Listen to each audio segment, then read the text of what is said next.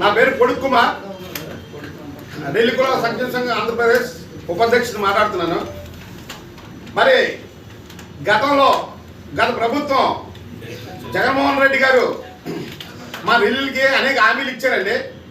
గతంలో మా రిలీలు కూడా జగన్మోహన్ రెడ్డి గారికి కలడం జరిగింది, మాకు హామీలు కూడా ఇవ్వడం జరిగింది.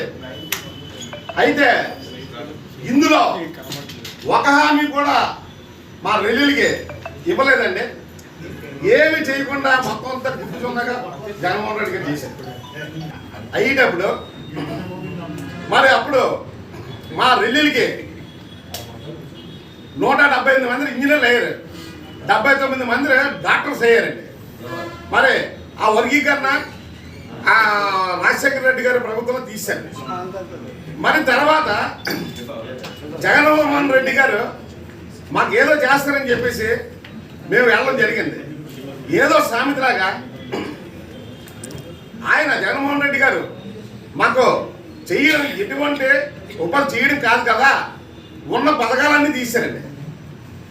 మీకు ప్రతిదీ తెలుసు, ఎస్సీ కార్పొరేషన్ లేదు, తర్వాత అమ్మఒడి అని చెప్పేసి మా నిధులన్నీ తీసుకెళ్ళి ఇంకో దానికి పెట్టారు.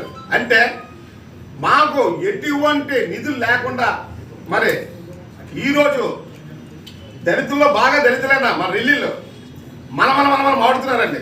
సభ్యులు మాట్లాడలేదు. గతంలో అయితే రిలీల్కి హామీ ఇచ్చేసాను, ఇలాగ బుద్ధి పెట్టుకున్నాడు, చక్కగా అన్నీ చేశాడు.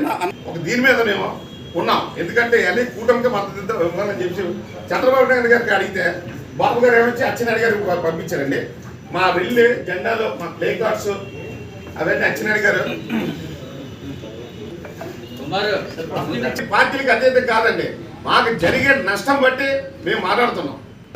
ఎన్డీ కూటమి మద్దతు ఇవ్వడం జరుగుతుంది.